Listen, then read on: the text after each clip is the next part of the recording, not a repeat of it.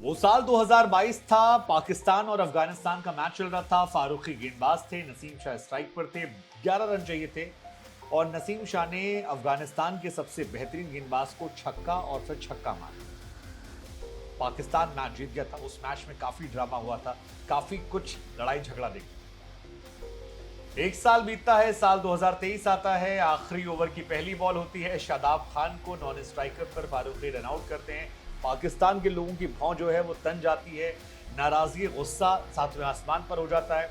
लेकिन क्रिकेट में एक बड़ा वर्ग कहता है कि बाबू शादाब कुछ ज्यादा ही आगे भाग गए थे और फारूकी ने किया वो स्मार्ट थे।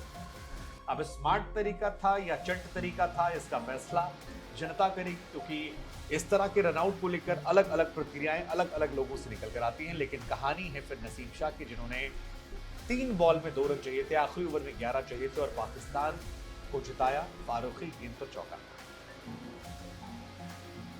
आज अफगानिस्तान एक्चुअली में जीत डिजर्व करता है। पाकिस्तान के तीनों जो पेस गेंदबाज थे, आज उनकी बखिया उधेड़ दी थी अफगानिस्तान के बल्लेबाजों।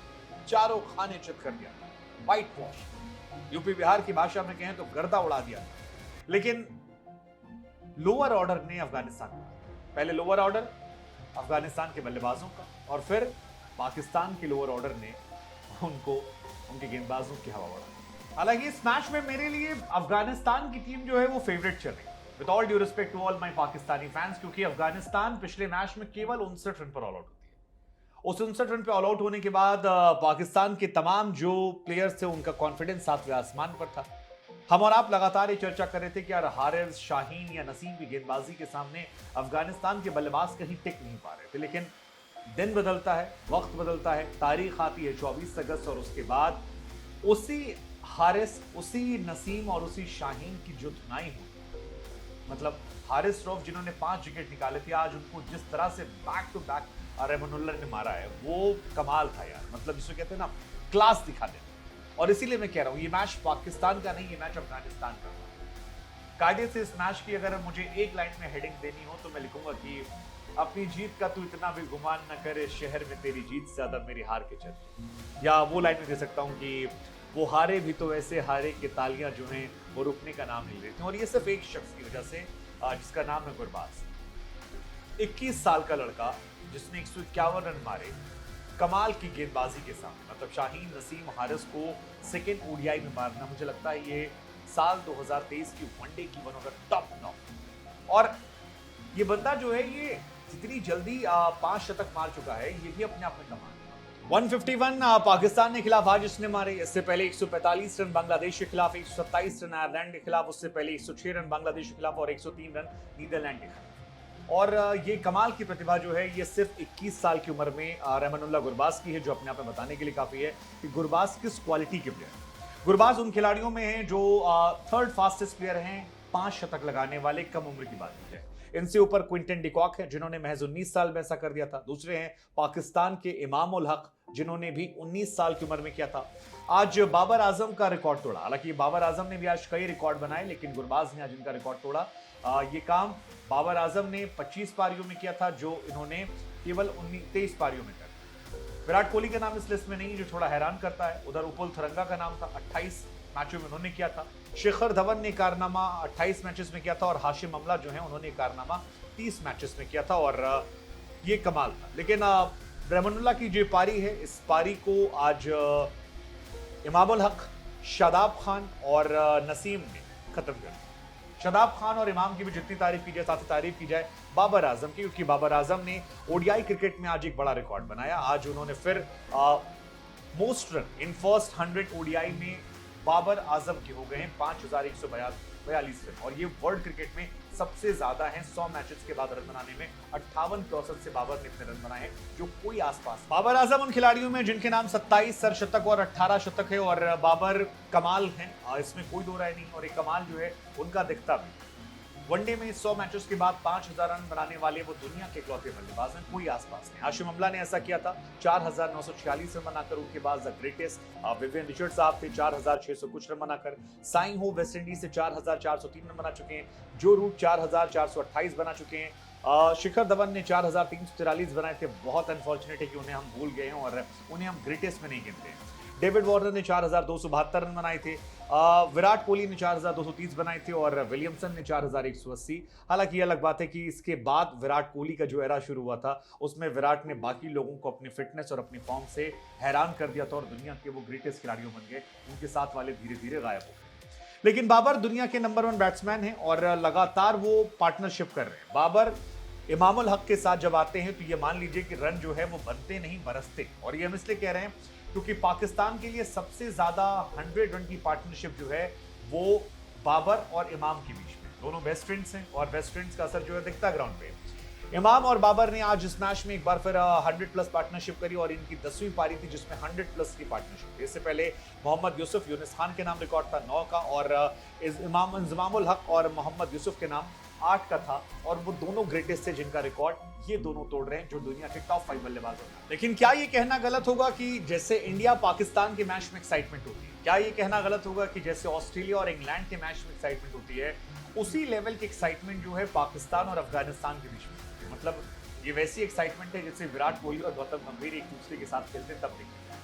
और इसकी मुकम्मल वजह ये है क्योंकि ये दोनों टीमें जब आपस में आती हैं लड़ने झगड़ने खेलने तो फिर केवल खेल नहीं होता, खेल से बहुत ज्यादा होता है। और वो जो गुरबाज ने आखिर में किया था वो उसी का एक नतीजा था। हर बार इन दोनों टीमों के बीच में एग्रेशन जो है वो जबरदस्त तरीके से देखना होता है और कमाल जो है वो देखने को मिलता है। लेकिन आज ये मैच इनिशियली डोमिनेंट था अफगानिस्तान का, लेकिन जो डोमिनेंस बदला वो बदला शाहीन और नसीम के आखिरी के ओवरों। मुझे लगता है वो जो मैंने शुरुआत में कहा था कि आखिरी के ओवर में मैच पलट दिया था वो एक्चुअली सही था। शाहीन शाह अफरीदी ने आखिरी में 3 ओवर में 20 रन देकर 2 विकेट निकाल ली, जबकि अगर आप उनका ओवरऑल देखेंगे तो वो काफी महंगे साबित हुए। और यही कहानी नसीम की थी, 2 ओवर में 12 रन देकर 1 विकेट। और वो जो 3 विकेट आप गिरते हैं 32 रन देकर 5 ओवर में, आप एक्सपेक्ट करते हैं कि अगर आप 239 रन 39 ओवर में बना लेते हैं तो आखिरी के 10 ओवरों में आप 80, 90 या 100 रन तक ठोक सकते हैं अगर आपके पास 9 या 10 विकेट बाकी हैं। लेकिन अफगानिस्तान वहां ये नहीं कर पाया और उसी का असर ये रहा कि मैच से बाहर हो गए।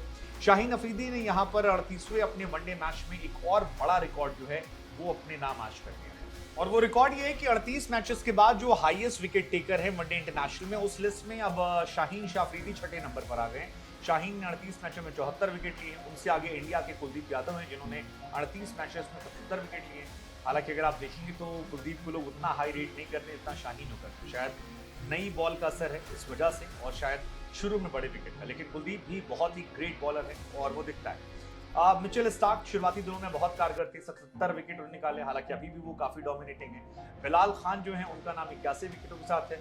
राशिद खान 87 विकेट। और सबसे हैरानी की बात यह है कि जो लास्ट नेम है वो है संदीप का जो नेपाल से आते हैं और ये भी अपने आप में हैरान करते हैं। लेकिन हैरान करने वाले आंकड़े हैं मैन ऑफ द मैच रहे शादाब खान के। शादाब खान कमाल के प्लेयर है, मतलब शादाब की जितनी तारीफ की जाए मुझे लगता है पाकिस्तान के वो बहुत अंडररेटेड प्लेयर हैं जो मौका आने पर परफॉर्म कर देते हैं। आप उनसे कुछ भी करवा लीजिए। आज उनकी गेंद नहीं चली, विकेट उन्हें नहीं मिला और लगातार विकेटों के लिए स्ट्रगल कर रहे थे। ठीक ठाक उनकी पिटाई भी हुई, लेकिन जब बल्ला मिला तो बल्ले से उन्होंने मैच पलट कर रख दिया। आई थिंक वो जो अब्दुल का ओवर था 19th ओवर जिसमें वो चौका छक्का पड़ा, 8 बॉल पे 21 चाहिए थे, वहीं से मैच पलटा था। शादाब ने आज बनाए 35 पे 48, पिछले मैच में बनाए थे 39, उससे पहले 14, उससे पहले 21, उससे पहले 48, उससे पहले 86। और ये बताने के लिए काफी है कि किस तरह से वो लगातार कंसिस्टेंट होकर अब पाकिस्तान के रन बना रहे हैं और ये मैच तो उन्हीं का जिताया हुआ है। खैर अब इस मैच में स्कोर कार्ड की बात कर लेते हैं क्योंकि आज अफगानिस्तान जब ये स्कोर कार्ड देखेगा तो उनकी आंखों से आंसू निकल सकते हैं।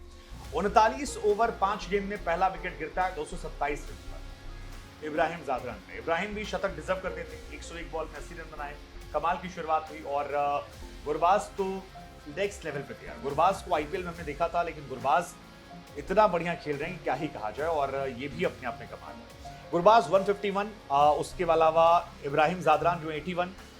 उसके बाद से स्ट्रगल शुरू हुआ। मोहम्मद नबी ने जो वो 29 पे 29 बनाए मुझे लगता है वो भारी पड़े। हालांकि उस टाइम वो स्ट्राइक जो है वो गुरबाज को दे रहे थे, जब बल्ला बांझने की बारी है तो वो चल नहीं पाए।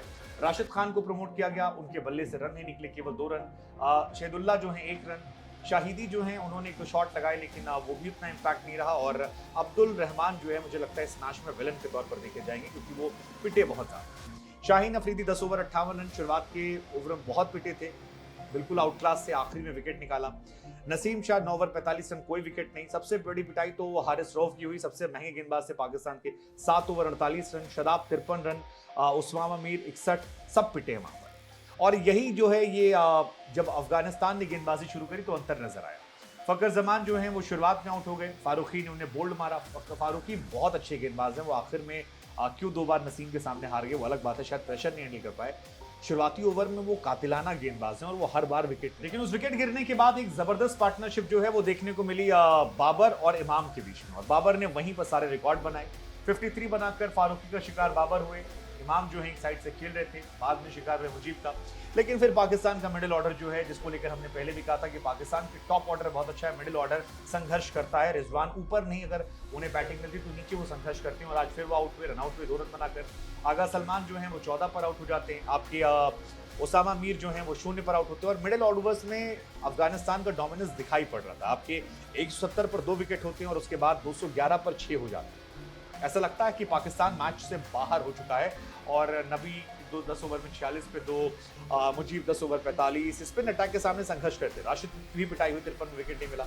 लेकिन आज मैच के विलन रहे अब्दुल रहमान इसलिए क्योंकि 10 ओवर में 83 रन आप नहीं लुटा सकते हैं, आपने 2 गेंदबाजों के मिलाकर लुटा दिए, और इसी वजह से मैच जो है हार गए। जिसमें शदाब खान की वो कमाल की पार्टनरशिप थी।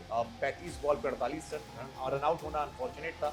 हालांकि उसको लेकर बहस लगातार हो सकती थी, आउट था नहीं था, क्या था कैसे था, लेकिन वो नसीम के 5 पर 10 और हारिस के 1 आई थिंक ये एक बहुत चेंजिंग फैक्टर था।